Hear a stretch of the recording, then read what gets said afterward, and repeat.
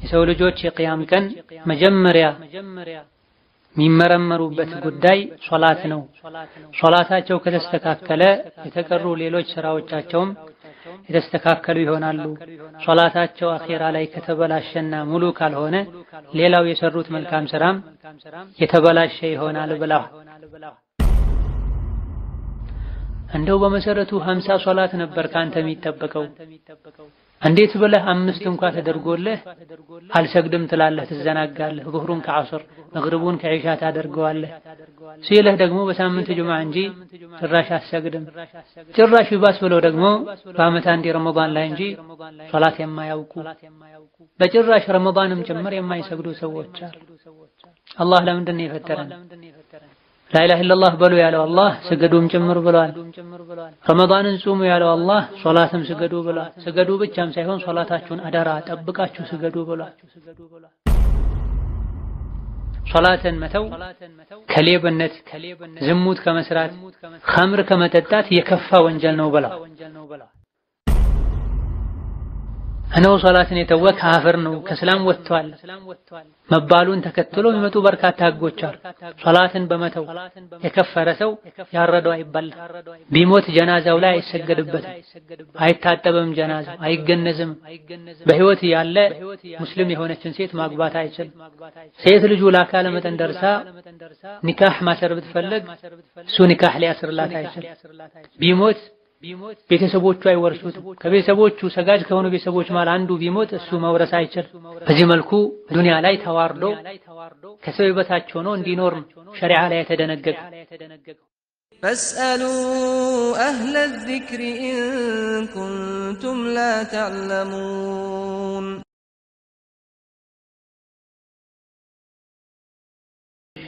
አሰላሙ አለይኩም ወረሕመቱላሂ ወበረካቱሁ። አልሐምዱሊላሂ ረቢል ዓለሚን والصلاة والسلام على النبي الأمين وعلى آله وأصحابه والتابعين أما بعد صلاة وإسلام يالله درجة بميل رأس صلاة أنقب قابينتنا صلاة الله بعززه ومسالت كتبوا على مسجد يمياس كتلون مزز من داس سبت تمهرتنا نهو الله تبارك وتعالى ببركات القرآن أنكزوج يسول جوج صلاة دي سجدوا عزوال صلاة بمسجد يميقنيو ጥቅሞችን ዘርዝሯል። ሌላ ጊዜ ደግሞ ሶላት የማይሰግዱ ሰዎችን አኺራ ላይ የሚጠብቃቸውን ቅጣትና ውርደት ገልጿል። እነሆ ሶላት እስላም ላይ የላቀ ድርሻ ያለው ዒባዳ ነው። ሶላት እስላም ላይ ያለውን የላቀ ደረጃ ከሚያሳዩ ነገሮች መሃል አንዱ ሶላትን ነቢዩ አለይሂ ሰላቱ ወሰላም የዲን ምሰሶ እንደሆነ ተናግረዋል።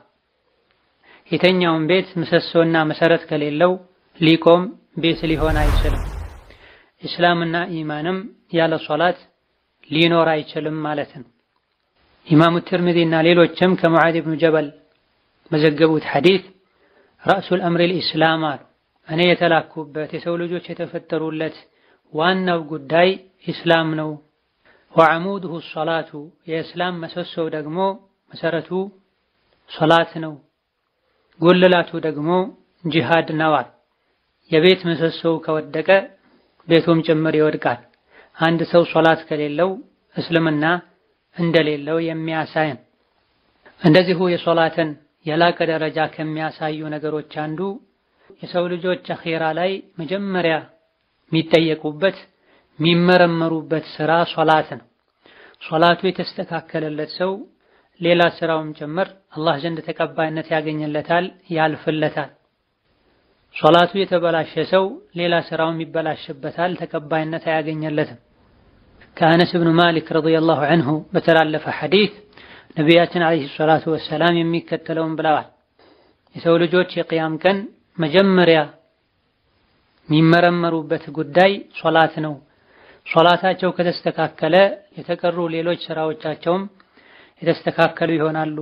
ሶላታቸው አኺራ ላይ ከተበላሸና ሙሉ ካልሆነ ሌላው የሰሩት መልካም ስራም የተበላሸ ይሆናል ብለዋል። በሌላ ተመሳሳይ ዘገባ ሶላቱ ከተስተካከለለት አንድ ሰው አኺራ ላይ ይድናል፣ ያሰበውን ያገኛል፣ ስኬታማ ይሆናል። ሶላቱ ከተበላሸበት ደግሞ አኺራ ላይ ሲመረመር ሶላቱ ላይ ጉድለት ከተገኘበት ደግሞ ያፍራል፣ ይከስራል ይዋረዳል ብለዋል ነብዩ አለይሂ ሰላቱ ወሰላም። እንደዚሁ አቡ ዳውድና ኢብኑ ማጃህ ሌሎችም በዘገቡ ሶሒህ ሐዲስ ከተሚም አዳሪ እንደተላለፈው የሰው ልጅ አኺራ ላይ መጀመሪያ ጌታው የሚተሳሰበው የሚመረምረው በሶላት ጉዳይ ነው። ሶላቱ ላይ ጉድለትና ክፍተት ካለበት አላህ ለመላእክቶች እስቲ ሱና ሶላት ሰግዶ ከሆነ መዝገቡን እዩና ፈርዱ ላይ የጎደለበትን ከሱናው ሶላት አሟሉለት አስተካክሉለት ይባላል። የሶላት ምርመራ ካለቀ በኋላ ዘካ ነው የሚመረመረው። ከዛ በኋላ በቀደም ተከተል ሌሎች ስራዎቹም ይገመገማሉ ብለዋል። ግን አኺራ ላይ በአንደኛ ደረጃ ከስራችን አላህ ዘንድ የሚመረመረው የሰው ልጆች አኺራ ላይ እንዲከብሩ ወይም እንዲዋረዱ የሚያደርገው ሶላት ነው። ሶላቱ ትክክል ከሆነ ነው ወደ ዘካው፣ ወደ ጾሙ፣ ወደ ሌሎች መልካም ስራዎች የሚካሄደው። ምርመራው ከሶላት ጀምሮ ሶላት ላይ ችግር ካለ ሌላ የተቀረ መልካም ስራ እንኳን ቢኖረው አኺራ ላይ አይታየለትም፣ ዋጋም አያሰጠውም ማለት ነው። እንደዚሁ የሶላትን አንገብጋቢነት የላቀ ደረጃ ከሚያሳዩ ነገሮች አንዱ ሶላት ዱንያ ላይ ከሰው ልጆች ዘንድ ከሚጠፉ መልካም ባህሪዎችና መልካም ስራዎች የመጨረሻው ነው። አንድ ነገር የመጨረሻ ነው ከተባለና ያ የመጨረሻ የተባለው ነገር ከጠፋ ከአንድ ግለሰብ ከዛ በኋላ እሱ ዘንድ ኸይርና መልካም ስራ የሚባል ነገር የለም ማለት ነው። ኢማሙ ጠበራኒና ሌሎችም በዘገቡት ሐዲስ አወሉ ማ ዩርፈዑ ሚነ ናሲ አልአማነቱ ወአኺሩ ማ የብቀ ሰላቱ ወሩበ ሙሰሊን ላ ኸይረ ፊህ ብላ ከሰው ልጆች ዘንድ ከሚጠፉ መልካም ባህሪዎች የመጨረሻው ሶላት ነው። ስንትና ስንት ደግሞ ለስሙ የሚሰግዱ እነሱ ዘንድ መልካምና ጥሩ ባህሪ የሌላቸው ሰዎች አሉ ብለዋል። ሻሂድ ከዚህ የተፈለገው ከሰው ልጆች ዘንድ መጨረሻ የሚታጣ የሚጠፋ ነገር ቢኖር ሶላት ነው ብላ አንድ ሰው ሶላትንም ጭምር ተወ ማለት እሱ ዘንድ መልካምነት ጥሩነት የለም ተበላሽቷል ማለት ነው። እነሆ አላህ ስለ ሶላት ሲናገር ሶላት ከመጥፎ ባህሪ እንደሚከለክል ነግሮናል። ሶላትን የተወሰው ሶላት መተው እሱ ጋር መጥፎ የተለያዩ ባህሪዎች እንዲመጡ ያደርጋል። ረመዳን ላይ ብዙ ሰዎች ሶላት ይሰግዳሉ። ልክ ረመዳን ሲወጣ ሶላታቸውን አቁመው አመት ዞሮ ሲመጣ ነው ረመዳን ላይ ከሶላት ጋር የሚተዋወቁት። በዚህ መልኩ እንድንሰግድ አላህ አላዘዘም። የተለያዩ አመታዊ እንደዚሁ በህይወት አንዴ አቅም ሲገኝ የሚደረጉ ዒባዳዎች አሉ። ሐጅ በህይወት አንዴ ነው። ጾም በአመት አንዴ ነው። ዘካ ገንዘብ ሲኖር ነው በየአመቱ። የጥራጥሬና የምርት ዘካ ሲሆን ምርት በሰበሰቡ ቁጥር የሚሆነው። ሶላት ግን በቀን 5 ጊዜ ነው የሚሆነው። በዚህ መልኩ በቀን 5 ጊዜ መሰገድ ያለበትን ሶላት በወር አንዴ፣ በሳምንት አንዴ፣ በአመት አንዴ የሚሰግድ ሰው የመበላሸቱ ከጥሩ ባህሪ ከመልካም ነገር የመራቀቱ ምልክት ነው። ውስጡ ላይ ኸይር ቢኖር አላህን ቢወድ አላህን ቢፈራ ሶላትን ባልተወ ሶላት ላይ ባልተዘናጋ ነበር። እንደዚሁ የሶላትን የላቀ ደረጃ ከሚያሳዩ ነገሮች አንዱ ነብዩ አለይሂ ሰላቱ ወሰላም ጣረሞት ላይ ሆነው መጨረሻ ለኡመታቸው ካስተላለፏቸው መልእክቶች አንዱ ሶላት ነው። የነቢ ባለቤት ኡሙ ሰለማ ረዲየላሁ ዐንሃ እንደተናገሩት ካነ ሚን አኺሪ ወሲየቲ ረሱሊላሂ ሰለላሁ ዐለይሂ ወሰለም አስሶላተ ወማ መለከት አይማኑኩም። ነብዩ መጨረሻ ለኡመታቸው አደራ ካሉት አንዱ ሶላትን አደራ በእናንተ ስር ያሉ አገልጋዮቻችሁን ሰራተኞቻችሁን አደራ በጎ ጥሩ ሁኑላቸው ነው ያሉት ብለዋል። ከተውሂድ ቀጥሎ ነብዩ ሰለላሁ ዐለይሂ ወሰለም ሰፊ ትኩረት ሰጥተው ያስተማሩት የተገበሩት ዒባዳ ቢኖር ሶላት ነው። እንደዚሁ ደግሞ በህይወት ዘመናቸውም በተለያየ መልኩ ለኡመታቸው ያስተማሩትና እንዲተገበር የሰው ልጆችን የገፋፉበት ዒባዳ ቢኖር ሶላት ነው። ሚንበር ላይ ወጥተው ቆመው ሰግደው ይሄን ያደረኩት እንዴት እንደሚሰገድ ከኔ አይታችሁ እንድትሰግዱ ነው ብለዋል።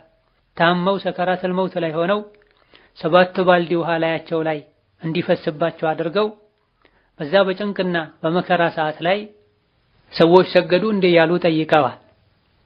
መጨረሻ ላይ ኡመታቸውን ተሰናብተው ከአዱንያ ሲወጡም ሶላትን አደራ ነው ያሉት። እንደዚሁ የሶላትን አንገብጋቢነት የላቀ ደረጃ ከሚያሳዩ ነገሮች አንዱ ሶላትን በአግባቡ የሚሰግዱ ቤተሰቦቻቸውም እንዲሰግዱ የሚያዙና የሚገፋፉ ሰዎችን አላህ አወድሷቸዋል። ስለ ነቢዩላህ እስማዒል ታሪክ ሲነግረን አላህ ኢነሁ ካነ ሷዲቀል ወዕዲ ወካነ ረሱለን ነቢያ ወካነ የእሙሩ አህለሁ ቢሶላቲ ወዘካቲ ወካነ ዒንደ ረቢሂ መርዲያ ብላ ኢስማዒል ቃሉን የሚሞላ ሰው ነበረ። ቤተሰቦቹንም ሶላት እንዲሰግዱ፣ ሰደቃ፣ ዘካ እንዲሰጡ የሚገፋፋ ሰው ነበረ። አላህ ዘንድም በጣም ተወዳጅ ሰው ነበር ብላ ሶላት ራሱ ሰግዶ ቤተሰቦቹ እንዲሰግዱ በማዘዙ ሰደቃ እንዲሰጡ በማዘዙ የአላህን ውዴታ አግኝተዋል ማለት ነው። ራሱ አስተካክሎ ቀጥ ብሎ የማይሰግድ ሰው የሱ ሶላት ላይ ቀጠለ ማለት ቤተሰቦቹም ሶላት ላይ ቀጥ እንዳይሉ ያደርጋል። ራሱ የማይሰግድ ቤተሰቦቹን ተከታትሎ ስገዱ አይልም። በአግባቡ የሚሰግዱ ሰዎች አላህ ዘንድ ተወድሰዋል።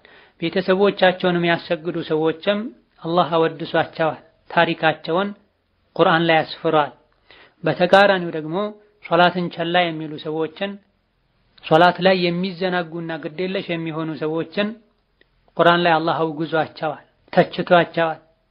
ሱረቱ መርየም ቁጥር 59 ላይ ስለ ደጋግ የአላህ ባሮች ስለ ነቢዮች ታሪክ ከነገረን በኋላ ፈኸለፈ ሚን በዕድህም ኸልፉን አዳዑ ሶላተ ወተበዑ ሸህዋቲ ፈሰውፈ የልቀውነ ገያ ብሏል። እነዚህ ደጋግ የአላህ ባሪዎች ነቢዮች ሷሊሖች ካለፉ በኋላ መጥፎ ተተኪዎች ተተኩ። ምድር ላይ መጥፎ ሰዎች ተገኙ።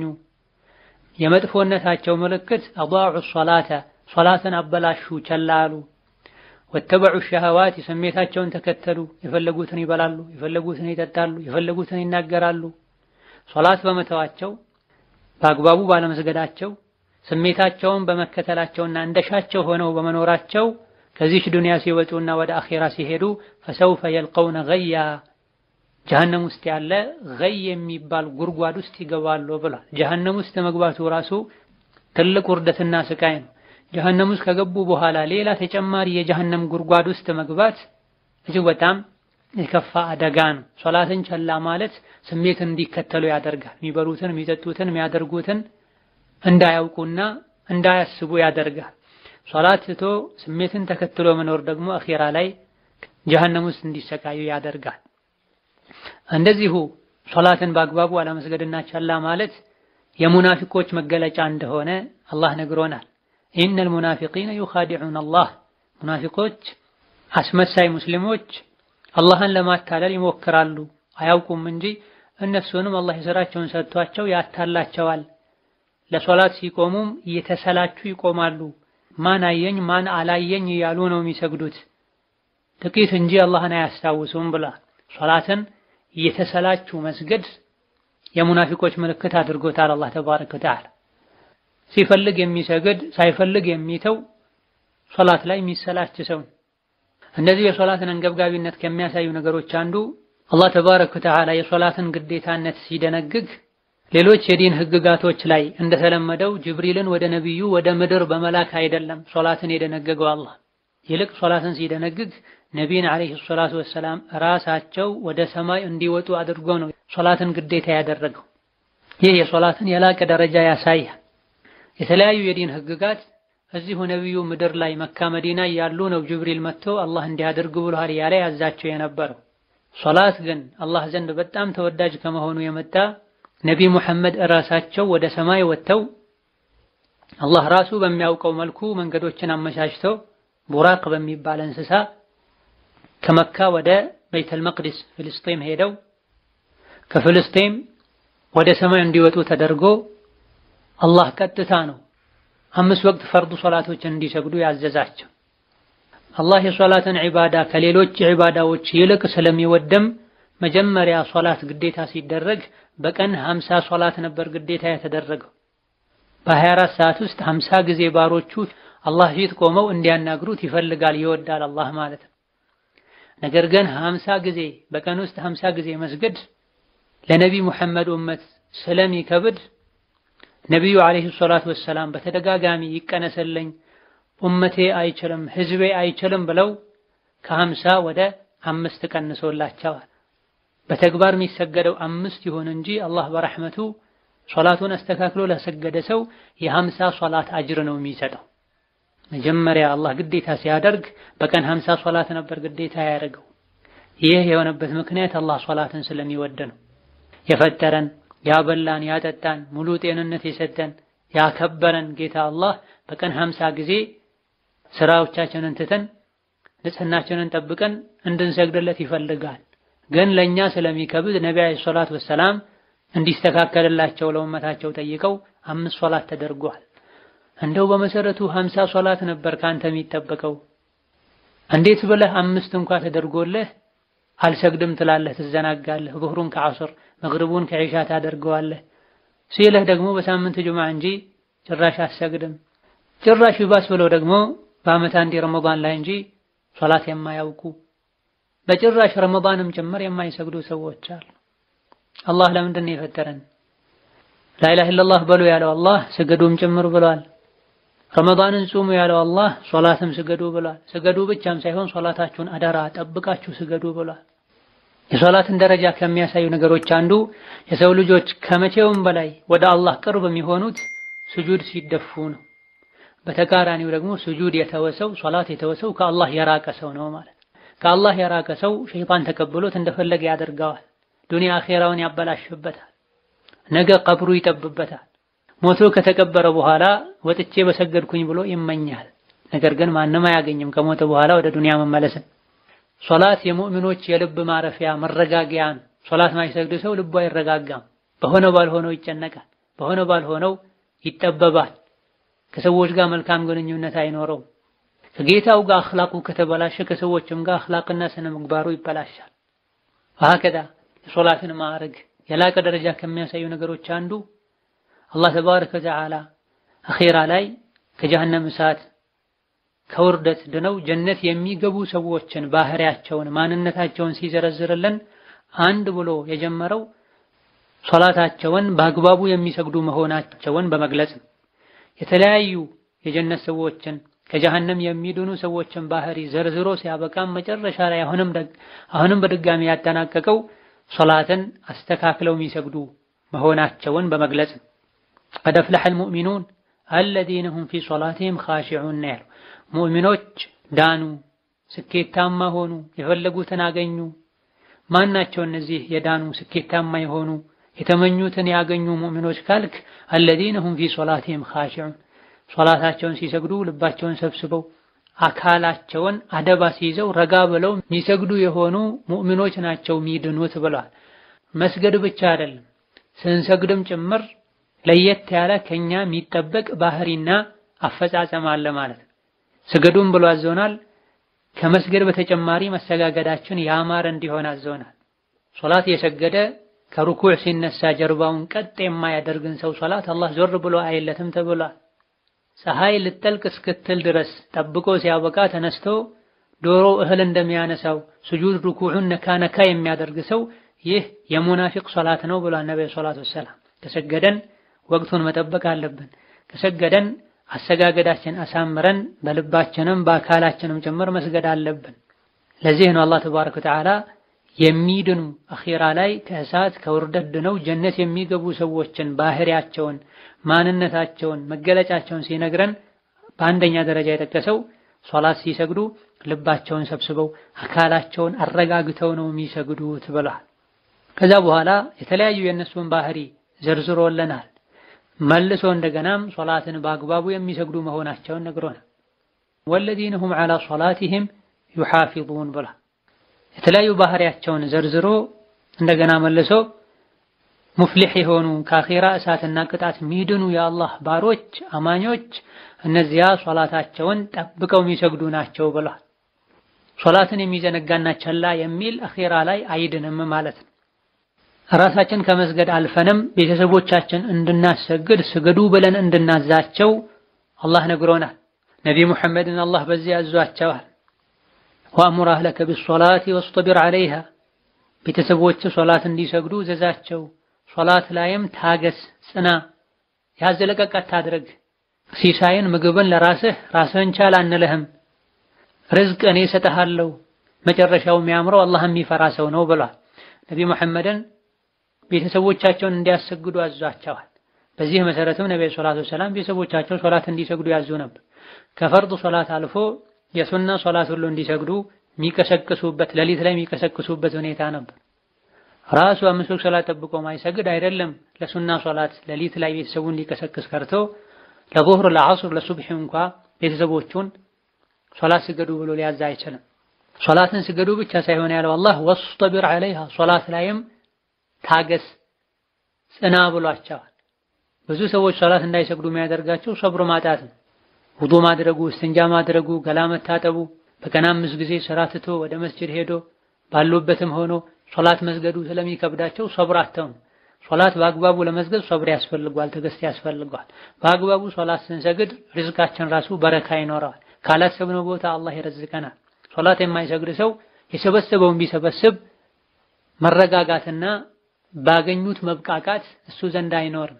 እንደዚሁ ኢማም አሕመድ፣ አቡ ዳውድ እና ሌሎችም በዘገበው ሶሒህ ሐዲስ ልጆቻችሁ 7 ዓመት ሲሞላቸው ሶላት ስገዱ ብላችሁ እዘዟቸው፣ 10 ዓመት ሲሞላቸው ደግሞ ሶላት እንዲሰግዱ ምቷቸው ብለዋል ነብዩ ሰለላሁ ዐለይሂ ወሰለም። በርካታ የሻፊዕያ ፉቃሃዎች 7 ዓመት 10 ዓመት ሲሞላቸው ሶላት አልሰግድም ካሉ ምቷቸው ካሉ ነብዩ ሰለላሁ ዐለይሂ ወሰለም ለአካለ መጠን ደርሰው አልሰግድም ካሉ ልጆች ቅጣታቸው ከመምታት ከፍ ብሎ ያለው ግድያ ነው ብለዋል። ኢማሙ ማሊክ፣ ኢማሙ ሻፊዒ፣ ኢማም አሕመድ ሌሎችም ታላላቅ ቀደምት የዲን መሪዎች ሶላት መስገድ ግዴታ ሆኖበት ሳለ ለአካለ መጠን ደርሶ የሶላትን ግዴታነት አውቆ መስገድ እየቻለ አልሰግድም ያለ ሰው ተውበት አድርግ ይባላል። ሺ ብሎ ተወብቶ አስተካክሎ ሶላቱን ከሰገደ መልካም፣ እምቢ ካለ ግን ሶላት ወጅቦበት ሶላት ግዴታ የሚሆንበት እድሜ ላይ ደርሶ አልሰግድም ካለ ሀገሩ ላይ ሸሪዓን የሚያስተገብር በሸሪዓ መሰረት የሚያስተዳድር መሪ ካለ እንዲህ አይነቱን ሰው ስገድ ተብሎ አልተውበትም ካለ በግድያ ሊቀጣው ይገባል ብለዋል። ሶላትን መተው ከሌብነት፣ ዝሙት ከመስራት፣ ኸምር ከመጠጣት የከፋ ወንጀል ነው ብለዋል። እገሌ ሰረቀ ሲባል ሰዎች በጣም ሲያወግዙትና ሲኮንኑት እንዴት እንደዚህ ያደርጋል እንዴት ይዋረዳል ሲሉ ይሰማል። እገሌ ዝሙት ሰራ ሲባልም እንደዚሁ። ነገር ግን ሶላትን መተው ከነዚህ ሁሉ ወንጀሎች የከፋ ነው። እነዚህ ወንጀሎች ችግር የለውም ቀላል ናቸው ማለት አይደል። የትኛውም አላህ የከለከለውን ነገር መዳፈር አኺራን ያበላሻል። ነገር ግን ከዚህ ሁሉ የከፋ ወንጀለኛ ሶላትን የሚተው ሰው።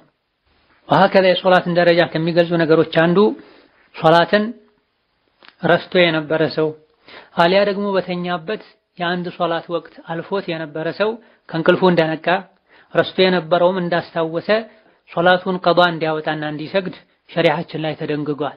በመሰረቱ የተኛ ሰው የሰራው ስራ አይጻፍበትም። በእንቅልፍ ልቡ መጥፎ ቃል ቢያወራ አንድ ሰው ወንጀለኛ አይሆን። በእንቅልፍ ልቡ መናገር የሌለበትን ነገር ቢናገር አያስጠይቀው። በእንቅልፍ ልቡ ያወራ ባለቤቱን ቢፈታ አሊያ ደግሞ ይሄን ያክል ብር ሰጥቼሃለሁ ቢል በእንቅልፉ እስከሆነ ድረስ በዚህ ንግግሩ አያዝም አይጠየቅም።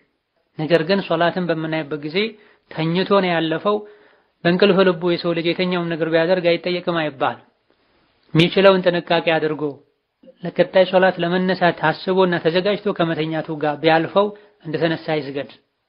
ረስቶ ከሆነ እንዳስታወሰ ይስገድ ተብሏል። ወቅቱ አልፏል ረስቼ ነው ተኝቼ ነው ብሎ ይለፈዋል ተባለ። መነሲያ ሶላትን فليصليها اذا ذكرها لا كفاره لها الا ذلك ብሏል ነብዩ ሰለላሁ ዐለይሂ ወሰለም።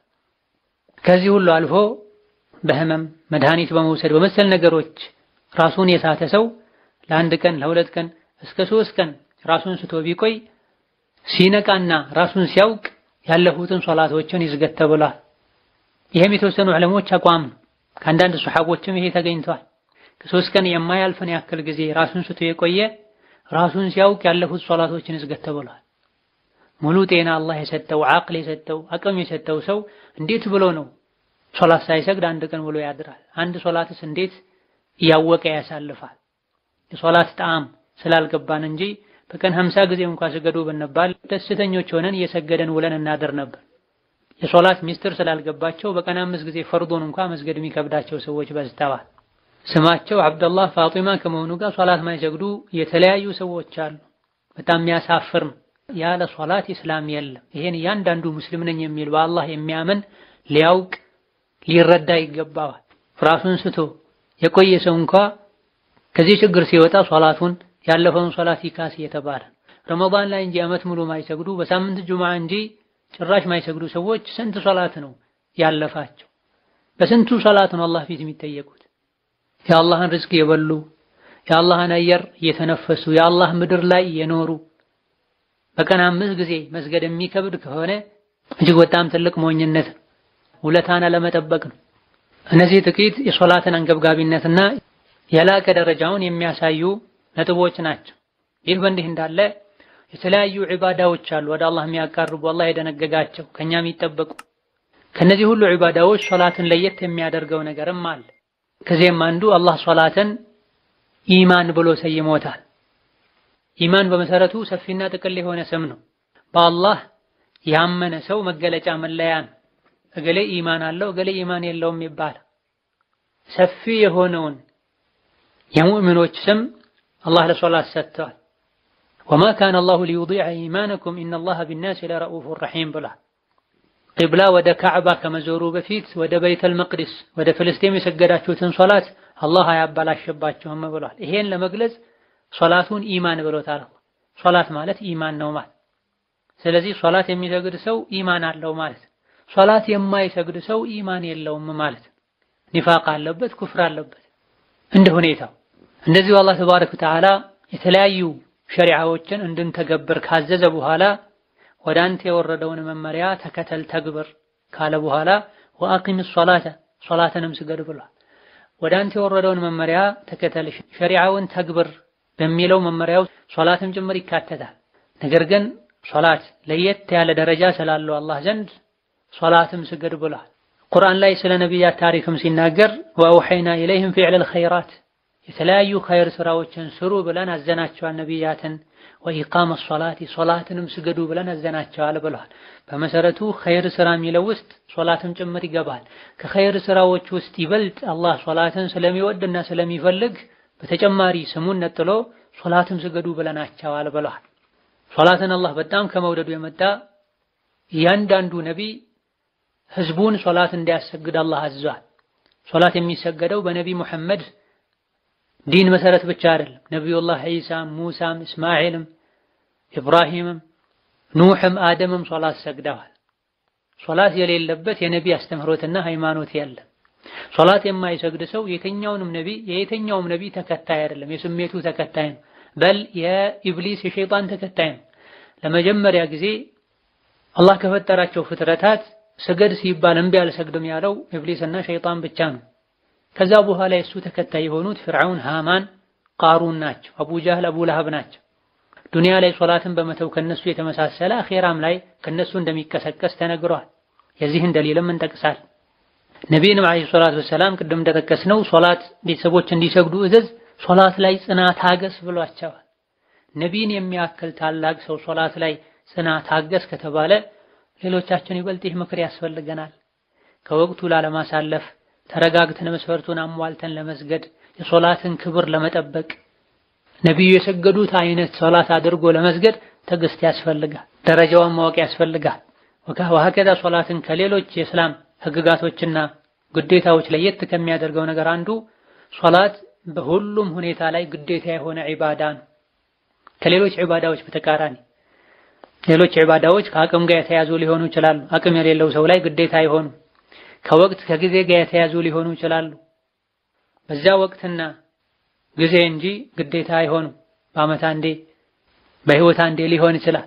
ሶላትን በምናይበት ጊዜ ግን በሽተኛም ይሁን ጤነኛም ይሁን ሀገር ውስጥ ያለም ይሁን መንገደኛም ይሁን በሰላም የሚኖርም ይሁን ሰላም በጠፋበት ወቅትም ይሁን አእምሮ ከሱ ጋር ያለ ለአካለ መጠን የደረሰ ሰው በሙሉ ሶላት ይወጅብበታል። በእርግጥ እንደ ግለሰቦች ሁኔታ አንዳንዴ ማሻሻያ ሊደረግበት ይችላል። መንገደኛ የሆነ ሰው 4 የነበረውን ሶላት ወደ 2 አውርዶ ወደ 2 ቀንሶ ይሰግዳል። በሽተኛ የነበረ ሰው ቆሞ መስገድ ካልቻለ ቁጭ ብሎ ይሰግዳል። በህመም ምክንያት ወይም በጉዞ ምክንያት ሁሉንም ሶላት በወቅቱ መስገድ ያልቻለ ሰው ዙህርን ከዐስር መግሪብን ከዒሻ አድርጎ መስገድ ይችላል። ከዚህ ውጪ ሙሉ ጤነኛ የሆነ ሰው 5ቱን ወቅት ሶላት ወቅቱን ጠብቆ የመስገድ ግዴታ አለበት። አሞኛል ተብሎ ሶላት አይተውም። ስላመመህ ችግር የለውም አይደለም አላህ ተባረከ ወተዓላ። አሞህም ቢሆን እንዳቅምህ መስገድ አለብህ ግዴታ። መንገደኛ ነኝ ለጉዳይ ነው የሄድኩት መንገድ ላይ መስገድ አይመቸኝም አይባልም። መንገድ ላይ ሆኖ 5ቱን ሶላት በወቅቱ መስገድ ያልቻለ አጠጋግቶ ዙህርን ከዐስር መስገድ ይችላል። ለመንገደኛ ብቻ ተፈቅዷል። ለበሽተኛም እንደዚሁ። ጭራሽ ደግሞ አጠጋግቶ መስገድ ካልቻለ መኪናው ላይ የተጓዘ አየር ላይ ጀልባ ላይ ፈረስ ላይ የተጓዘ መስገድ ይችላል።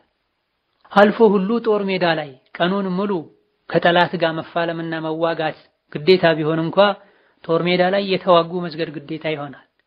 ጠላት እያሳደደው ከኋላው የተከተለው የሶላት ወቅት ጭምር ቢያልፈው የሶላት ወቅትም ላይ ፋታ ባያገኝ ከጠላቱ የሸሸ እየሮጠ እየጋለበ መስገድ ይችላል። ነፍሳችን ህይወታችን ከራሳችን ጋር እስካለ ድረስ ሶላት የመስገድ ግዴታ አለብን። ቀኑን ሙሉ ተኝተው ቁጭ ብለው ምግባቸውን በቀን 3 ሰዓቱን አክብረው የሰገዱ ለሶላት ሲሆን ጊዜ የሚጠባቸው ስራ የሚበዛባቸው ሰዎች አሉ። ሆዳቸውን ከአላህ በላይ የሚወዱ ማለት ነው። ለአካላዊ ጤንነታቸው ከቀልብ ጤንነት ይልቅ የሚጨነቁ ማለት ነው። ሰውነታችን ውሃ እህል ካላገኘ እንደሚታመመው እንደሚጎዳው ሁሉ ሶላትን በአግባቡ ካልሰገደን ቀልባችን ይደርቃል፣ ይታመማል። ቀልቡ የደረቀ ቀልቡ የታመመ አኺራ ላይ የጀሃነም እሳት ያነደዋል፣ ያስተካክለዋል። ኢለም የቱብ ወየተገመደሁ ረቡሁ በረሕመቲ ነቢ ሙሐመድን የሶላቱ ሰላም ጦር ሜዳ ላይ ሆነ ከጠላቶች ፊት ለፊት እንኳን ብትሆን ውጊያ ላይ እንኳን ብትሆን ስገድ ብሎ አዟቸዋል። ስገድ ብቻም አይደለም በጀማዓ ስገዱ፣ ለሁለት ተከፍላችሁ ከፊሉ ፊት ለፊት ጠላት ይጠብቅ ከፊሉ ካንተ ጋር ይስገድ ብሏቸዋል ነብዩ ሰለላሁ ዐለይሂ ወሰለም። ጦር ሜዳ ላይ በጠላት ተከቦ ሶላትን መተው አላህ ካልፈቀደ፣ በሽተኛ ታሞ ሶላትን መተው አላህ ካልፈቀደለት እንዴት ተብሎ ነው ጤነኛ የሆነ ሰው ሶላት የሚተው? ሌሎች ዒባዳዎችን ግን ስናይ ጾምን አቅም ያለው ሰው ይጾማል። እድሜው የገፋ ወይም ማይለቅ በሽታ የያዘው ሰው መጾም ካልቻለ ጾምን ትቶ በጾሙ ፋንታ ለእያንዳንዱ ቀን አንዳንድ ምስኪን ማብላት ይችላል። ሐጅ ራሱ ሄዶ ማድረግ ያልቻለ ሰው አካለ ጎደሎ ሆኖ ወይም ደግሞ ቋሚ በሽታ ኖሮበት ድኖ መሄድ ይችላል ካልተባለ በገንዘቡ ሐጅ ማስደረግ ይችላል። ዘካ ገንዘብ ከሌለው ሀብት ከሌለው ማውጣት አይወጅብበትም። ሶላት ግን ይሄን ሁሉ አያስተናግድም። የትኛውም ሰው አእምሮ አቅሉ ከራሱ ጋር ካለ ሶላት መስገድ ይወጅብበታል። በሽተኛው መቆም ካልቻለ ተኝቶ፣ መንገደኛው በወቅቱ መስገድ ካልቻለ አጠጋግቶም ቢሆን ወርዶ መስገድ ካልቻለ እየተጓዘ መስገድ ይችላል። በዚህ ደረጃ አላህ ያከበደውን ሶላት ቸላ ልንለው በጭራሽ አይገባም። ካልሆነ አላመንም አልገባንም ማለት ነው። ወሀከዛ ሶላት ከሌሎች ዒባዶች ለየት ከሚልበት ነገር አንዱ ሶላት ስንሰግድ ለየት ያለ የንጽህና ሁኔታ ላይ ሆነን ነው ሶላት የምንሰግደው። ልብሳችንን ንጹህ አድርገን ገላ ሰውነታችንን ንጹህ አድርገን ወደ ቂብላ ዞረን ከንግግር ታቅበን አህዋላችንን ቀይረና አስተካክለን ነው ሶላት የምንሰግደው። ሌሎች ዒባዳዎች ላይ ንግግር አይከለከልም። ወደ ቂብላ ዙሩ ግዴታ ነው አይባል። ሐጅ ያረጋ አንድ ሰው ጧፍ ያረጋ ቢናገር ችግር የለም። ሐጅ ከመጀመሪያ እስከ መጨረሻ ወደ ቂብላ ዙሩ አይባል። ዘካ ሲሰጥም ንግግር አይቻልም አይባል። ጾመኛም እንደዚሁ ጾሞ ብሎ ከንግግር ታቅበህዋል ወደ ቂብላ ብቻ ቁም፣ ለመጾም ቀኑን ሙሉ ውዱእ ሊኖርህ ይገባል አይባል። ሶላት ሲሆን ግን ንጹህ ልብስ እንድንለብስ ገላችን ንጹህ እንዲሆን ወደ ቂብላ እንድንዞር አላህ አዟል። ይሄም ሶላት ከሌሎች ዒባዶች ይልቅ ከፍ ያለ ማዕረግ ያለው ዒባዳ መሆኑን ያሳያል።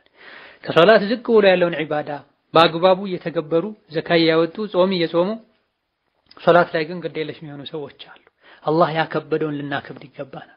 አላህ ከፍ ያደረገውን ከፍ ልናደርግ ይገባናል። ካልሆነ እየተከተለን ያለው ሸሪዓን ሳይሆን ዲንን ሳይሆን የኛን ፍላጎትና ስሜት ይሆናል ማለት ነው። ወሀከዛ ሶላት ከሌላ ዒባዶች ከሚለይበት ነገር አንዱ ሶላት ላይ ሙሉ የሰውነት አካላችን በዒባዳ ይሳተፋል። ከሶላት ዒባዳ ድርሻ ይኖረዋል። ሶላት ውስጥ አላሁ አክበር ብለን ስንገባ እጃችን አንስተን ነው አላሁ አክበር የምንለው። በምላሳችን ነው አላሁ አክበር የምንለው። ሙሉ አካላችንን ወደ ቂብላ አዙረን ነው አላሁ አክበር የምንለው። በልባችን ነይተን ሌላውን ስራ ትተን አላህን እያናገረን አላህን እያሰበን ነው የምንሰግደው። ተክቢር ይደረጋል፣ ቁርአን ይቀራል፣ ልብ አላህን ያስታውሳል፣ አላህን ያስባል። አካላት ደግሞ ጎንበስ ቀና ይላሉ፣ ይንቀሳቀሳል። ስለዚህም ሶላት በአካል ከሚተገበሩ ዒባዳዎች ሁሉ ይበልጥ ተወዳጁ ዒባዳ ነው ተብሏል። እዚህ ዱንያ ላይ አስተካክሎ ሶላቱን የሰገደ የሰውነት አካል አኺራ ላይ የጀሃነም እሳት አያገኘው። እዚህ ዱንያ ላይ ግን ለአላህ ያልሰገደ አኺራ ላይ በጀሃነም ካቴናና ሰንሰለት ታስሮ ሳይወድ በግዱ ባፍጠሙ ጀሃነም ላይ ይደፋል። ወሀከዛ አላህ ተባረከ ወተዓላ ሶላትን በአላህ ከማመን ጋር እያይዞ ገልጾታል። ሶላትን መተው ደግሞ በአላህ ካለማመን ጋር የተያዘ በአላህ ያለማመን ምልክት እንደሆነ አድርጎ ገልጾታል። ፈላ ሰደቀ ወላ ሶላ ወላኪን ከዘበ ወተወላ ብላ። ይህ የተባለው በአኺራ ስለማያምን ሰው እየተዘረዘረን ፈላ ሰደቀ በጌታው አላመንም፣ በመልእክተኛውም አላመንም፣ ወላ ሶላ ሶላትም አልሰገደም። ይልቅ በአላህ አስተባብሏል፣ በመልእክተኛው አስተባብሏል። ሶላት ከመስገድም ሌሎች አላህ ያዘዘውን መልካም ስራ ከመስራት ጀርባውን ሰጥቶ ዞር ብሎ ሸሽቷል ብሏል። ሶላትን የተወ ከአቡ ጀህል ከአቡ ለሀብ ነቢን ከሚያስቸግሩ ሰዎች ጋር ተመሳስሏል ማለት ነው። ሶላትን ከሌሎች ዒባዶች የሚለዩት እጅግ በጣም በርካታ መለያዎች አሉ። አስተዋይ የሆነ አቅል ያለው ሰው ምልክትና ጥቆማ ብቻ ይበቃዋል። ነብዩ ሰለላሁ ዐለይሂ ወሰለም ሲሞቱ አደራ ሶላትን ማለታቸው ብቻ ይበቃዋል። ሶላታቸውን አስተካክለው የሚሰግዱ ሰዎች ዳኑ የሚለው የአላህ ተባረከ ወተዓላ የአላህ ንግግር ብቻ ይበቃዋል። ይህ የላቀ ደረጃ ያለውን ሶላት የተወሰውስ ፍርዱ ምንድነው ያለን እንደሆነ የምን ሶላት ነው ብሎ የሶላትን ግዴታነት አስተባብሎ የተወሰው በሁሉም ዑለሞች ስምምነት ካፍር ይሆናል፣ ከእስልምና ይወጣል። ሌሎች የዲን ህግጋትን ቢተገበረም ቢጾምም ዘካ ቢሰጥም ዋጋ አይኖርም። የምን ሶላት አያስፈልግም ብሎ ያስተባበለ ካፍር ነው። ይሄ ንግግርም ማብራሪያም አያስፈልገውም። ይህ ላይ ዑለሞች ተስማምተዋል። ነገር ግን ሶላት የእስላም አካል ነው ግዴታ ነው ብሎ ከማመኑ ጋር ሶላትን የተወና አላህ ባዘዘው መልኩ ቀጥ አድርጎ ያልሰገደ ይህ ይከፍራል አይከፍርም? በዑለሞች መሃል ኺላፍ አለበት። ከዑለሞች አስተያየትና ንግግር ሚዛን የሚደፋው በርካታ ማስረጃዎች የሚያጠናክሩትና ትክክለኛው የሶላትን ግዴታነት ቢያውቅም በተግባር እስካልሰገደ ድረስ ሙስሊም ሊሆን አይችልም፣ ካፍር ነው። ኩፍሩም ትልቁ ኩፍር ነው፣ ከእስላም የሚያወጣው ነው ብለዋል። ለዚህም በርካታ ማስረጃዎች ተጠቅሰዋል። የተለያዩ የፊቅህ አዋቂዎች ይህም በግልጽ ኪታቦቻቸው ላይ አስፍረዋል። አላህ በተከበረው ቃሉ في جنات يتساءلون عن المجرمين ما سلككم في سقر قالوا لم نكن من المصلين بلا ሙጅሪሞች አኺራ ላይ አላህን ማይታዘዙ አላህን የሚያምፁ የነበሩ ሰዎች አኺራ ላይ ሰቀር የሚባለው የጀሃነም ክፍል ውስጥ ምንድነው ያስገባችሁ ተብለው ይጠየቃሉ። ጀሃነም የገቡበትን ምክንያት ሲናገሩ ለም ነኩ ሚነል ሙሰሊን ሶላትን ከሚሰግዱ ሰዎች አልነበርንም፣ ምስኪን ከሚመግቡ ዘካ ከሚሰጡ ሰዎች አልነበርንም፣ ከሚያሾፉ ከሚያስተባብሉ ሰዎች ነበረን ይላሉ ብሏል አላህ። ሶላትን መተው ከሙጅሪሞች አሰልፏቸዋል። እንደዚሁ ደግሞ የቂያም ቀን በመከራው በስቃዩ ጊዜ የሰው ልጆች ስጁድ እንዲያደርጉ አላህ ያዛቸዋል። ጀርባቸው አልታጠፍ ብሏቸው ስጁድ ማድረግ መስገድ የሚያቅታቸው ሰዎች አሉ። እንዲህ አይነት ሰዎች አኺራ ላይ በዛ ቦታ ላይ ያፍራሉ፣ ይዋረዳሉ ተብሏል። ለምንድን ነው ይሄ የሆነው? አኺራ ላይ የሰው ልጆች አላህን ሲያዩ ስጁድ ሙእሚኖች ስጁድ ሲደፉ፣ ሌሎች ደግሞ ጀርባቸው አልታጠፍ ብሏቸው ቆመው የሚቀሩት የሚያፍሩት ለምንድን ነው ከተባለ ወቀድ ካኑ ይድዑነ ኢለ ሱጁድ ወሁም ሳሊሙን ዱንያ ላይ በሙሉ ጤና ላይ ያሉ ለአላህ ስገዱ ስጁድ አድርጉ ሲባሉ እምቢ ይሉ ነበር ብላ ዱንያ ላይ ሶላት ከመስገድ ወደ ኋላ ማለታቸው በትክክል ስጁድ ሩኩዕ አላደርግም ማለታቸው አኺራ ላይ ጀርባቸው አልታጠፍ እንዲል ያደርጋቸዋል። እንደሚታወቀው አኺራ ላይ ትክክለኛ ሙእሚኖች አላህን ሲያዩ ለአላህ ስጁድ ይደፋሉ። ሙናፊቆችና አስመሳዮች ደግሞ ጀርባቸው አልታጠፍ ይላቸዋል። ሰዎች አኺራ ላይ ለሁለት ነው የሚከፈሉት። ትክክለኛ ሙስሊም ከሰገደ አኺራ ላይ ጀርባው ከታዘዘው ከታጠፈለት፣ ቆሞ የቀረውና ጀርባው አልታጠፍ ያለው ከሙስሊሞች አይደለም ማለት ነው። እዚህ ዱንያ ላይ ጤነኛ ሆነው ስገዱ ሲባሉ እምቢ የሚሉት አኺራ ላይ ጀርባቸው አልታጠፍ የሚላቸው ከሆነ እዚሁ ዱንያ ላይ ማይሰግድ ከሙስሊሞች እንዳይደለ የሚያሳይ። ከዚህ ሁሉ ይበልጥ ግልጽ በሆነ መልኩ ደግሞ አላህ ተባረከ ወተዓላ ሱረቱ አተውባ ቁጥር 11 ላይ ሙሽሪኮች ካፊሮች ከኩፍራቸው ከተወበቱ ሶላትም ከሰገዱ ዘካም ከሰጡ ፈኢኽዋኑኩም ፊዲኒ የዲን ወንድሞቻችሁ ናቸው ብሏል። ፈዐለቀ እኹወተሁም ሊልሙእሚኒነ ቢፊዕሊ ሶላት አንድ ሰው የሙእሚኖች ወንድም የሚሆነው የሙስሊሞች ወንድም የሚሆነው ሶላት ሲሰግድ እንደሆነ አላህ ነግሯል። ሶላት ካልሰገደ የሙስሊሞች የሙእሚኖች ወንድም አይደለም ማለት ነው። ጃቢር ብን አብድላህ የሚባሉት ሱሐቢም ኢማም ሙስሊም ሶሒሃቸው ላይ እንደዘገቡት ነብዩ አለይሂ ሰላቱ ወሰላም በአንድ ሰውና በሽርክ በኩፍር መሃል ያለው ልዩነት ሶላትን መተው ነው ሲሉ ሰምቻለሁ ብለዋል ጃቢር። እዘን አንድ ሰው ካፍር እንዳይባል ሙሽሪክ እንዳይባል የሚያደርገው ነገር ሶላት ነው ማለት። ሶላትን ከተወ አጥሩን ሰብሮት ከኩፍር ጋር ከሽርክ ጋር ተገናኝተዋል ማለት ነው። ይሄ ምንም የማያሻማ ግልጥ ያለ ሐዲስ ነው ሶሒህ ሙስሊም ውስጥ ያለ። በአንድ ሰውና በኩፍር በሽርክ መሃል ያለው ልዩነት ሶላት ነው። ሶላትን ከተወ አንድ ሰው ካፍር ይሆናል፣ ሙሽሪክ ይሆናል ማለት ነው። አብዱላህ ኢብኑ ቡረይዳ ከአባታቸው ባስተላለፉት ሐዲስም ተመሳሳይ የነብዩ ንግግር አለ። العهد الذي بيننا وبينهم الصلاة فمن تركها فقد كفر ሶላትን የተወ በእርግጥ ከፍሯል ብለዋል ነብዩ ሰለላሁ ዐለይሂ ወሰለም። የካፊሮችና የሙስሊሞች መለያ ሶላት እንደሆነ ተናግረዋል። ከአብዱላህ ኢብኑ ሸቂቅ እንደተነገረው የነቢ ሙሐመድ ሰለላሁ ዐለይሂ ወሰለም ባልደረቦች ሰሐቦቻቸው የተኛውንም ተግባር መተው ካፍር ያስብላል ብለው አይስማሙም ነበር። ሶላትን መተው ካፍር ያደርጋል ካፍር ያስብላል ብለው የሚስማሙትን ያክል ብለዋል። ያኒ የነቢ ሰሐቦች ሶላት የተወሰው ካፍር ነው ብለው ይስማሙ ነበር ማለት ነው። ሰሐቦች ሶላት የተወሰው እንደሚከፍር የጋራ አቋም እንዳላቸው የጠቀሱ በርካታ ዑለሞች አሉ። ኢብኑል ቀይም፣ ኢብኑ ሐዝም ሌሎችም ጭምር የረሱል ሰሐቦች ሶላት የማይሰግድን ሰው ካፍር ነው ብለው ያምኑ እንደነበረ ተነግሯል። ኢብኑ ተይሚያም ረሂመሁላህ ተዓላ ከ10 ምክንያቶች አንፃር ሶላት የተወሰው ይከፍራል ከእስላም ይወጣል ብለዋል። ኢብኑል ቀይም ደግሞ ወደ 22 ምክንያቶችና ደሊሎችን ጠቅሰዋል። ሶላትን የማይሰግድ ሶላትን ሙሉ በሙሉ ያቆመ ሰው ሙስሊም ነኝ ቢልም ላ ኢላሃ ኢለላህ ቢልም ሙስሊም እንደማይሆን ካፍር እንደሚሆን የሚያሳዩ ማስረጃዎች። እኚሁ ታላቅ ኢማም ኢብኑል ቀይም ወቀድ ደለ ዐላ ኩፍሪ ታሪክ ሶላቲ አልኪታቡ ወሱነቱ ወኢጅማዑ ሰሐበቲ ብለዋል። ሶላትን የተወሰው እንደሚከፍር ቁርአን፣ ሐዲስ፣ የሰሐቦች ስምምነት በግልጽ ያሳያል ብለዋል። አላህ ተባረከ ወተዓላ ስገድ ብሎ አዞት አልሰግድም ያለ ለአላህ ታዛዥ አይደለም። ለአላህ ታዛዥ አይደለም ማለት ሙስሊም አይደለም ማለት ነው። ሙስሊም ማለት ታዛዥ ማለት ነው። ኢስላም ማለት ለአላህ እጅግርን መስጠት ማለት ነው። አላህ ተባረከ ወተዓላ ለየት ባለ መልኩ ክብር ትኩረት ሰጥቶት ነቢን ሰማይ አውጥቶ የደነገገውን የሶላትን ዒባዳ የተወ ፍጹም አላህን አልታዘዘም። እጅግሩን ለአላህ አልሰጠም። ደስ ሲለን ልንሰግድ፣ ደስ ሳይለን ልንተው፣ በዓመት አንዴ በወር አንዴ በሳምንት አንዴ እንድንሰግድ አይደለም ሶላት የተደነገገው። በቀን 50 ሶላት ነበር። ኋላ ላይ ነው በአላህ ረሕመት 5 የተደረገው። ከነዚህ ሶላቶች አንዱ ሶላቱ እንኳን ወቅቱ እስኪወጣ ድረስ ቸላ ብሎ እያወቀ ያሳለፈ ሰው ኢማሙ ነወዊ ሀገራችን ላይ በስፋት የሚታወቀው የሚቀረው ሚንሃጅ የተሰኘው ኪታባቸው ላይ ተውበት እንዲደረግ መነገር አለበት፣ ካልሆነ መገደል አለበት ብሏል። እርግጥ መገደል አለበት ሲባል አንድ ተራ ግለሰብ ከመሬት ተነስቶ እገሌ ሶላት አልሰግድም ብሎ ይግደለው ማለት አይደለም። የእስላም መንግስት የእስላም ስርዓት ባለበት ጊዜ የሙስሊሞች መሪ እንደ ሁኔታው የሚተገበረው ህግ ነው እንጂ ግለሰቦች የሚተገበሩት ህግ አይደለም። እነሆ ሶላትን የተወ ካፍር ነው ከእስላም ወጥቷል መባሉን ተከትሎ የሚመጡ በርካታ ህጎች አሉ። ሶላትን በመተው የከፈረ ሰው ያረደው አይበላም። ቢሞት ጀናዛው ላይ አይሰገድበትም፣ አይታጠብም፣ ጀናዛው አይገነዝም። በህይወት ያለ ሙስሊም የሆነችን ሴት ማግባት አይችልም። ሴት ልጁ ለአካለ መጠን ደርሳ ኒካህ ማሰር ብትፈልግ እሱ ኒካህ ሊያስርላት አይችልም።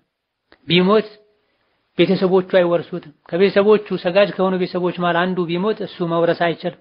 በዚህ መልኩ ዱንያ ላይ ተዋርዶ ከሰው በታች ሆኖ እንዲኖር ነው ሸሪዓ ላይ የተደነገገው። ያረደው ካልተበላለት፣ ሲሞት ካልታጠበ፣ ካልተገነዘ፣ ካልተሰገደበት፣ ሴት ልጁን መዳር ካልቻለ፣ ቤተሰቡ ሲሞት መውረስ ካልቻለ፣ እሱ ሲሞት ንብረቱን ቤተሰቦቹ ካልወረሱት እንደሌለ ነው የሚቆጠረው። ሙሉ ሰው አይደለም ማለት ነው። ይህ እንዳለ ሆኖ የአኺራ ውርደት የከፋ ነው። ከፍተኛ የቀብር ቅጣት ይጠብቀዋል። የቂያም ቀንም ከፍርዓውን፣ ከሃማን፣ ከኡበይ ብን ኸለፍ ነቢን አዛ ያደርጉ ከነበሩ ሰዎች እኔ ነኝ ታላቁ ጌታችሁ ካለው ከአምባገነኑ ከፍርዓውን ጋር ይቀሰቀሳል። በመሆኑም የአላህ ባሪያ አኺራ አለ ሞት አለ ብሎ የሚያምን በሙሉ ተወብቶ ሶላቱን 5 ወቅት ሶላቱን ጠብቆ ሊሰግድ ይገባዋል። ሳይሞት በፊት ቀብር ሳይገባ በፊት ከጌታው ጋር ሊታረቅ አይንን እጅን እግርን የተለያዩ ኒዕማ ጸጋዎችን ለሰጠው አላህ ሊሰግድ ሊተናነስ ይገባዋል። ብዙ ጊዜ በአባባል ደረጃ ሳይሰገድብህ በፊት ስገድ ሲባል እንሰማለን። ስህተት ነው። ቀድሞ ያልሰገደ ሲሞት አይሰግዱበትም ሙስሊሞች አይቻል። በቁም በህይወት ያለ ለአላህ ያልሰገደ የሞተ ዕለት ጀናዛው ላይ አይሰገድበትም። ያ ክብር የሚገባው ሰው አይደለም። እንዲሁ ብቻ ጀናዛው ሰዎችን በሽታ አዳ እንዳያደርግ የሆነ ቦታ ወስዶ አፈር ብቻ ነው የሚያለብሱት እንጂ ጀናዛውን ማጠብ፣ በክብር ተሸክሞ ጉድጓድ ቆፍሮ ለሕዳ በጅቶ መቅበር አላህን የሚያከብር ለአላህ የሚሰግድ ሰው ብቻ የሚሰጠው ማዕረግ ነው። ለአላህ አልሰግድም ያለ አላህን ያላከበረ በሚሞትበት ቀን ሙእሚኖችም አያከብሩት። እዚህ ሳይሰገድብህ በፊት ስገድ፣ ይህ እስላም የሚቀበለው አነጋገር አይደለም። ይልቅ ከመሞትህ በፊት ቀብር ከመግባት በፊት ስገድ ቢባል ያስኬዳል ነው። ሶላትን በአግባቡ ባለመስገዳችን ይሄ ሁሉ ውርደት ይመጣል።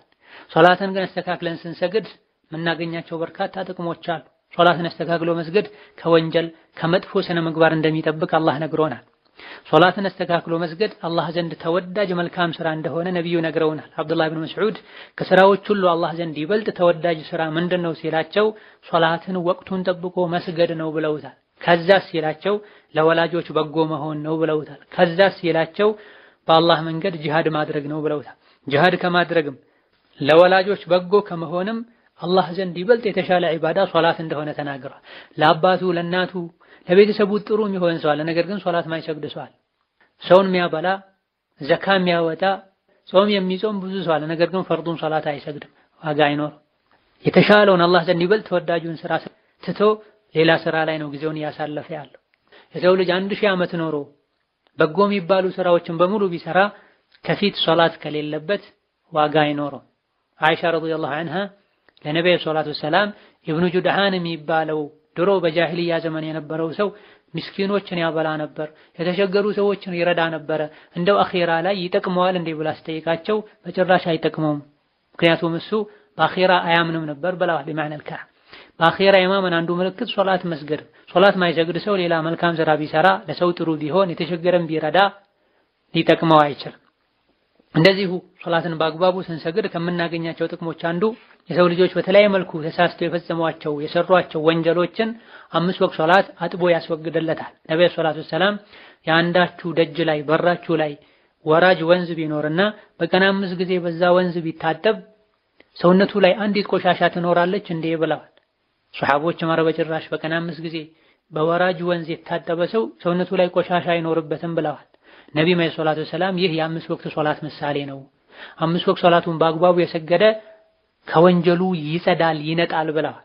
መፍሁሙም ማለት ነው በቀን 5 ጊዜ ሶላቱን ጠብቆ የሚሰግድ ሰው ከቆሻሻ ንጹህ እንደሚሆነው ሁሉ በቀን 5 ጊዜ ሶላቱን የማይሰግድ ሰው በወንጀል ይቆሻል ማለት ነው። ወሀከዛ ሶላትን በአግባቡ ስንሰግድ ከምናገኛቸው ጥቅሞች አንዱ ሶላት ዱንያም ላይ አኺራም ላይ ለሰጋጁ ብርሃን ነው፣ ኑር ነው። ሶላት የሚሰግድ ሰው መደረግ ያለበትን የሌለበትን ለይቶ ያውቃል። መጥፎና ጥሩ ንግግርን ለይቶ ያውቃል። ሐላልና ሐራምን ለይቶ ያውቃል። አላህን ይፈራል። ለህይወቱ ለጉዞው ሶላቱ ብርሃን ይሆንለታል። ሶላት ማይሰግድ ሰው ግን ጨለማ ላይ ነው የሚጓዘው። ጨለማ ላይ ተነስቶ የሚሄድ ሰው ከግንብ ጋር ከግድግዳ ጋር ይጋጫል። የሚያደርገውን የሚሄድበትን እግሩ የሚቆምበትን ለይቶ አያውቅም። ሶላትን አስተካክሎ አሳምሮ መስገድ በአዱንያም በአኺራ ሰላምን፣ ስኬትን፣ እድለኝነትን እንድናገኝ ያደርጋል። ለዛ ነብዩ ሰለላሁ ዐለይሂ ወሰለም አላህ ሰው ልጆች ላይ ግዴታ ያደረጋቸው 5 ወቅት ሶላቶች አሉ። እነዚህን አሳምሮ አስተካክሎ የሰገዳቸው ሰው ብርሃን ይሆኑለታል፣ የቂያም ቀንም ያድኑታል።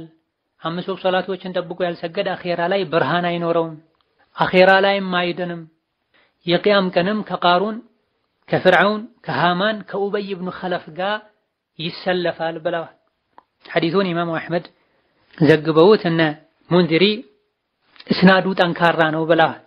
5 ወቅት ሶላትን የሰገደ አኺራ ላይ ይድናል፣ ያልሰገደ ደግሞ አኺራ ላይ ብርሃን አይኖረውም፣ አኺራ ላይ አይድንም። ከዚህም አልፎ ከቃሩን በሙሳ ዘመን ከነበረው አምባገነን ሰው ከፍርዓውን እኔ ጌታችሁ ነኝ ካለው ራሱን የአላህ አጋር ካደረገው ሸይጣን ከተጫወተበት ሰው ከሱ ሚኒስትሮች ጋር ነቢን ሲያስቸግር ገድለሃለሁ ሲላቸው ከነበረው ከኡበይ ኢብኑ ኸለፍ ጋር የቂያም ቀን ይሆናል፣ ከነሱ ይሰለፋል ብለዋል። ሶላትን መተው ከነዚህ ሙጅሪሞች ከአላህ ጠላቶች ጋር ያደርጋል ማለት ነው አኺራ ላይ። ወከዛሊክ ነብዩ ሰለላሁ ዐለይሂ ወሰለም ጨለማ ላይ ለሶላት የሚመላለሱ ሰዎችን ወደ መስጂድ የሚሄዱ ሰዎችን የቂያም ቀን ሙሉ ብርሃን እንደሚያገኙ አበስራቸው ብለዋል። መስገዱ እንዳለ ሆኖ ተጨማሪ ለጀማዓ መሄድም ይጠበቅብናል ማለት ለጀማዓ ብሎ ለመግሪብ ለኢሻ ለሱብሒ ሶላት ከቤቱ የሚወጣ የቂያም ቀን ሙሉ ብርሃን አላህ ይሰጠዋል። ዱንያ ላይ ሶላት በአግባቡ በመስገዱ ምክንያት ባገኘው ብርሃን አኺራ ላይ ሱራጥን በሰላም ማለፍ ይችላል ማለት ነው። ዱንያ ላይ ግን ለሶላት ማይመላለስ ከሶላት ብርሃን ይዞ ወደ አኺራ ያልሄደ የአኺራ ጨለማ ያጠቃዋል ማለት ነው። ወሀከዛ ሶላት ደረጃን ከፍ ያደርጋል፣ ወንጀሎችን ከሰውነት ላይ አጥቦ ያስወግዳል፣ ወደ አላህ ያቃርባል። ነብዩ ሰለላሁ ዐለይሂ ወሰለም ሶላት፣ ስግደት፣ ስጁድ ማብዛትን አደራህን ስጁድ ባደረግክ ቁጥር አላህ ተባረከ ወተዓላ በስጁድህ አንድ ደረጃ ከፍ ያደርግሃል፣ ወንጀልህን አጥቦ ያስወግድልሃል ብለዋል። አከዳ ሶላት አስተካክሎ መስገድ ጀነት ከመግባት ሰበቦች የነቢ ጎረቤትና ቅርብ ጓደኛ ለመሆን ከሚያበቁ ምክንያት ከሚሆኑ ነገሮች መሃል አንዱ ነው። ከነብዩ ሰለላሁ ዐለይሂ ወሰለም ባልደረቦች መሃል አንዱ ረቢዓ አልአስለሚ የሚባሉት ለነብዩ ሰለላሁ ዐለይሂ ወሰለም የውዱ ውሃ መጣሁላቸው። ከዛ በኋላ ምን ትፈልጋለህ ሲጠይቀኝ ሲሉኝ አኺራ ላይ የእርሱ ጓደኛ ጎረቤት መሆን ነው የምፈልገው አልኳቸዋል። ሌላስ ምን ትፈልጋለህ ብለው ሲጠይቁኝም እኔ ከዱንያ የምፈልገው ነገር የለኝም በማዕና الحديث هو ذاك ይሄው ነው የኔ ምኞት ሌላ የምፈልገው ነገር የለም ስላቸው እንግዲያውስ ስጁድ በማብዛት አግዘኝ አሉኝ ብለዋል። ሶላትን ማብዛት ስጁድን ማብዛት ጀነት እንዲገቡ የነብዩ ሰለላሁ ዐለይሂ ወሰለም ጓደኛ ጎረቤት እንዲሆኑ ያደርጋል። ብዙ ነብይን እንወዳለን የሚሉ ሰዎች አሉ። ልጆቻቸውን መሐመድ የሚሉ አልፎ ሁሉ ቢድዓ ቢሆንም ነብይ ያልሰሩት ቢሆንም መውሊድ የሚያከብሩ ሰዎች አሉ። ነገር ግን ሶላት ላይ ክፍተት ያለባቸው ሶላትን በአግባቡ የማይሰግዱ በአመት አንዴ በወር በሳምንት አንዴ እንጂ የማይሰግዱ ሰዎች አሉ። በትክክል ነብይን የሚወድ ሰው እሳቸው ጦር ሜዳ ላይ መንገድ ላይ ህመም ላይ ያረሱትን ያልተውትን ሶላት ቀጥ አድርጎ ሊሰግድ ይገባል። ሶላትን በአግባቡ ስንሰግድ የተከበሩ ንጹህ የሆኑ ሰማይ ላይ ያሉ መላእክቶች እስትግፋር ያደርጉልናል፣ ምህረትን ይጠይቁልናል። ኢማም ሙስሊም ሌሎችም በዘገቡት ሐዲስ ነቢያችን ሰለላሁ ዐለይሂ ወሰለም ወንጀልን የሚያራግፉ ደረጃን ከፍ የሚያደርጉ መልካም ስራዎችን ልንገራችሁ እንዲያሉ አዎን ሲሏቸው በብርድ ጊዜ ውዱ ማድረግ በሚከብድበት ጊዜ ውዱን አስተካክሎ ማድረግ፣ ወደ መስጂድ መራመድና መመላለስን ማብዛት፣ ከሶላት በኋላ ሌላ ሶላትን ተዘጋጅቶ መጠበቅ ነው ብለዋል።